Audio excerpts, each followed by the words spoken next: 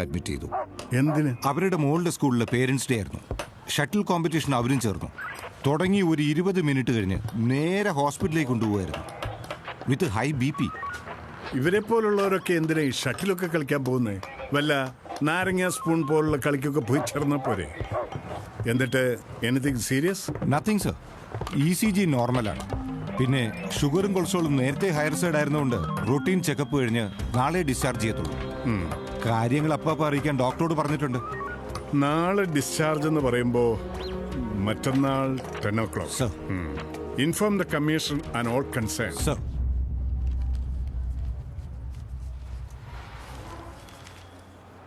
ഏതായാലും ഓഫീസിൽ എല്ലാരും കൂടി തനിക്കൊരു പേരിട്ടിട്ടുണ്ട്, സാനിയ മിർസ. എല്ലാരും കൂടി എന്ന് പറയുമ്പോ ഇട്ടത് ഒരാളായിരിക്കുമല്ലോ. അല്ലേലും സാനിയ ടെന്നീസ് കളിക്കാരിയല്ലേ, ഇതിപ്പോ ഷട്ടിലല്ലേ? വിവരമില്ലാത്തൊരു പേരിട്ടാ അതുപോലെ ഇരിക്കും സാറേ. ഇവിടെ എല്ലാം എഴുതി വെച്ചിട്ടുണ്ട്. ഭക്ഷണത്തിന് മുമ്പ് കഴിക്കേണ്ടതുണ്ട്. ഇതുകൊണ്ടൊന്നും ഒരു കാര്യമില്ല സാറേ. ജീവിതാവസാനം വരെ കഴിച്ചോണ്ടിരിക്കാൻ നല്ലതേ ഹോമിയോ ചെയ്യേ. നല്ല ബെസ്റ്റ് ഒരാളെ ഞാൻ തരാം, ഡോക്ടർ പാർത്ഥസാരഥി. BP മാത്രല്ല, കൊളസ്ട്രോളും ഷുഗറൊക്കെ അങ്ങോട്ട് കൊടുത്താൽ മതി. എന്റെ ഫാദറിനെ ട്രീറ്റ് ചെയ്ത് പുള്ളിയാ. ഫാദറോ? മരിച്ചുപോയി. ശ്രീയേട്ടന്റെ മാറിയത് പക്ഷേ ആയുർവേദം കൊണ്ട്. ഡോക്ടർ വരുമ്പോഴേ ഷട്ടിൽ കളിച്ചതിന്റെ ആണോന്ന് ചോദിക്കണം. ചിലർക്ക് ഡൈ ചെയ്തതിന്റെ റിയാക്ഷൻ ആയിട്ട് ഇങ്ങനെ വരാറുണ്ട്. ആ ലൈസൻസ് സബ്മിറ്റ് ചെയ്യണം. ഞാനിന്ന് കൊണ്ടുപോയി കൊടുക്കട്ടെ. രാത്രിയിൽ ഇപ്പൊ ഞാൻ വന്ന് കിടക്കണമെന്നുണ്ടെ ഭക്ഷണമൊക്കെ ക്യാൻറ്റീനിൽ നിന്ന് കൊണ്ടുതരും.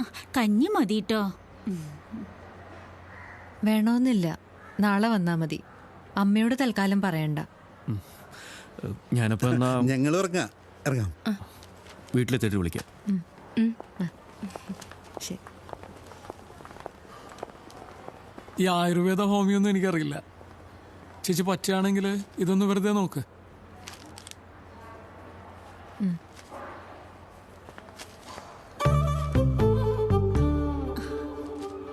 എന്താവശ്യമുണ്ടെങ്കിലും വിളിക്കാൻ മടിക്കരുത് കേട്ടോ.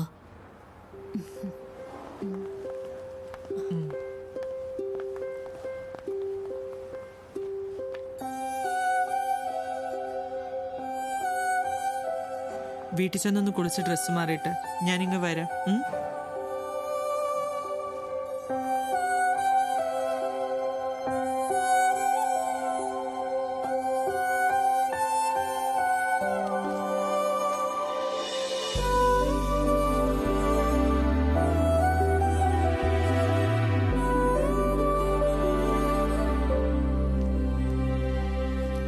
ഇതുവരെ നിങ്ങൾ കേട്ടത് തണ്ടുതുരപ്പൻ പുഴുവിന്റെ ആക്രമണവും പ്രതിരോധവും എന്ന വിഷയത്തെക്കുറിച്ച് തൃശൂർ കാർഷിക സർവകലാശാല പ്രൊഫസർ ശ്രീ ശ്രീജൻ കൊണ്ടോട്ടി നടത്തിയ പ്രഭാഷണം.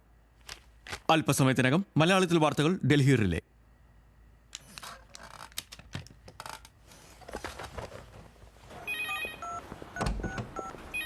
രവി, വൈഫിൽ നിന്ന് ഡിസ്ചാർജാ. ഞാൻ ഒന്ന് വീട്ടിലാക്കിട്ട് വരാം. ഹായ് സാറേ, സാറിനെ വെസ്റ്റ് ട്രാഫിക് സ്റ്റേഷനിൽ നിന്ന് വിളിച്ചിരുന്നു. ഒന്ന് അത്യാവശ്യമായിട്ട് തിരിച്ചു വിളിക്കാൻ പറഞ്ഞു. ഇതാ നമ്പർ.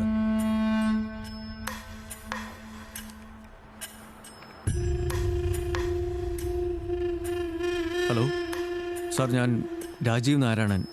എന്നെ സ്റ്റേഷനിൽ നിന്ന് വിളിച്ചിരുന്നു എന്ന് പറഞ്ഞു. അതെ. ഉവ്വ്.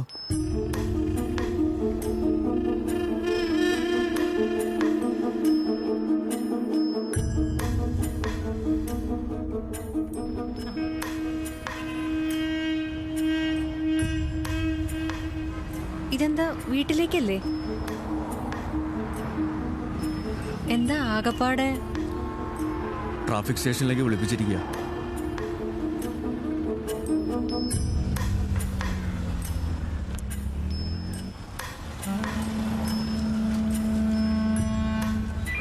ലൊക്കേഷൻ എവിടെയാ? ബൈപ്പാസ് റൂട്ട് ക്ലിയർ അല്ലെന്നൊരു മെസ്സേജ് ഉണ്ട്, ഒന്ന് ചെക്ക് ചെയ്യണം. കൃത്യം 7 മണിക്ക് തന്നെ പ്രസിഡന്റിന്റെ വെഹിക്കിൾ പുറപ്പെടും. Over. Edappally bypass. Sir. Sir, ഞാൻ രാജീവ് നാരായണൻ. വരണമെന്ന് പറഞ്ഞിരുന്നു. തമ്മനം വഴി പോണം. അതിലെ ഇപ്പോഴും വണ്ടികൾ പോകുന്നുണ്ടെന്നാ മെസ്സേജ്. സർ. ആരാ? സർ, ഞാൻ രാജീവ് നാരായണൻ. ഇങ്ങോട്ട് വരണമെന്ന് പറഞ്ഞിരുന്നു. CI വിനോദ് സാറിനെ വിളിച്ചിട്ടുണ്ടാവും. ആ ശിവൻകുട്ടിയുടെ മോന്റെ കേസല്ലേ? അതെ. ഇതല്ലേ ആള്? ഇത് നിങ്ങളുടെ ലൈസൻസ് അല്ലേ? അതെ. കാലാവധി കഴിഞ്ഞതാണല്ലോ. എന്ന് വെച്ചാ 3 വർഷം ജയിലിൽ കിടക്കാൻ വകുപ്പുണ്ടെന്ന്. അല്ല, നിങ്ങളെ പറഞ്ഞാ മതി. ഓടിക്കാൻ അറിയാത്തവരുടെ കയ്യിൽ വണ്ടി കൊടുത്തു വിട്ടിട്ട് ആ പയ്യനെ കോമ്പൗണ്ട് ഫ്രാക്ചറാ. പത്രവും ടിവിയും കോടതിയൊക്കെ പുറകെ വരുന്നുണ്ട്. അനുഭവിച്ചല്ല. അല്ല, CI സാറിന് മാറ്റി തരാൻ പറ്റില്ലല്ലോ. Grave RTA ക്രൈമാ. ഇത് അങ്ങനെ ഒന്നും തീരില്ല. എന്താ സ്റ്റീഫൻ, പാലാരിവട്ടമൊക്കെ ഫുൾ ജാമാണല്ലോ. സർ, നോ പാർക്കിംഗിൽ 2 കാറുകൾ കിടപ്പുണ്ട്. മാറ്റാൻ റിക്കവറി വെഹിക്കിൾ അയച്ചിട്ടുണ്ട്. നിങ്ങൾ ഇറങ്ങല്ലേ? അതെ സർ. ഇന്ന് കഴിഞ്ഞാൽ പിന്നെ ഈ റൂട്ട് മറ്റന്നാളാ, നെടുമ്പാശ്ശേരിക്ക്. Okay sir.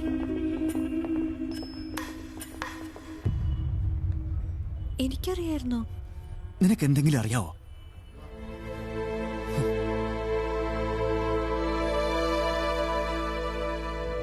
ഇത്ര നേരം അവിടെ പിടിച്ചു നിർത്തിയിരിക്കുകയായിരുന്നു. ഇതിപ്പോ നിങ്ങൾ വിളിച്ചു പറഞ്ഞുകൊണ്ട് വണ്ടി വിട്ടു വന്നു. ഓ, ഇന്റർവ്യൂ. അത് ഞാൻ പോയെന്നേ വിചാരിച്ചിട്ടുള്ളൂ. ഇതിങ്ങനെ കിടക്കുമ്പോൾ ഞാൻ എങ്ങനെ പോകാനാ വിനോദേ? ആ, നിങ്ങൾക്ക് കാര്യവിവരമുള്ളൊരു ഭാര്യയുണ്ട്, അതങ്ങനെ പറയുന്നു.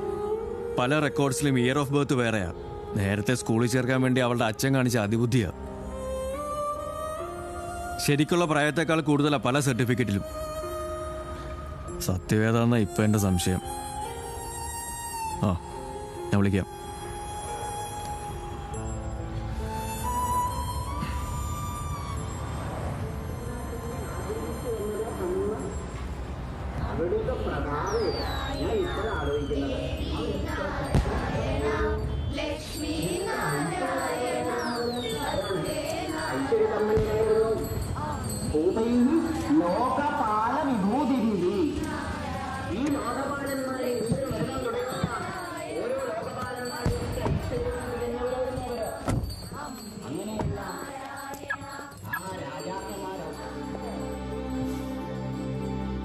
ഞാനുണ്ടാക്കിയ ആക്സിഡന്റിന് നിന്റെ ലൈസൻസ് സബ്മിറ്റ് ചെയ്തതിന് റിവെഞ്ച് ആയിരുന്നോ?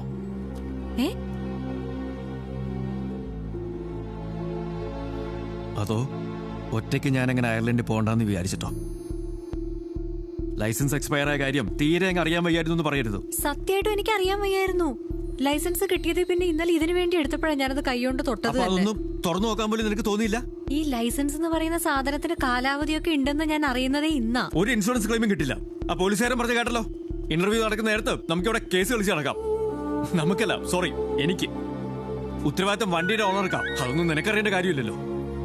രാജീവ്, അയർലൻഡിന് രാജീവ് പോകുന്നത് നമ്മുടെ എല്ലാവരുടെയും ഭാവിക്ക് വേണ്ടിയാണെന്ന് എനിക്കറിയില്ലേ? നമ്മളത് സംസാരിച്ചിട്ടുള്ളതാണല്ലോ. ശരിയാ, എനിക്കും ലച്ചുവിനും കൂടെ വരാൻ പറ്റാത്തതിന് എനിക്ക് വിഷമം തന്നെയാ.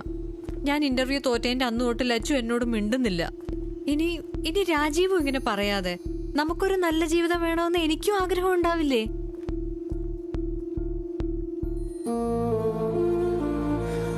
ഉണ്ടാവും. പക്ഷെ നിന്നെ സംബന്ധിച്ച് അത് ഓഫീസിൽ പറയാനുള്ളൊരു പൊങ്ങച്ച കഥയാ. ഞാൻ നല്ല ജീവിതം എന്ന് പറയുമ്പോൾ അതിന് വേറൊരർത്ഥം കൂടിയുണ്ട്. ഇപ്പോഴത്തെ എനിക്ക് മടുത്തു.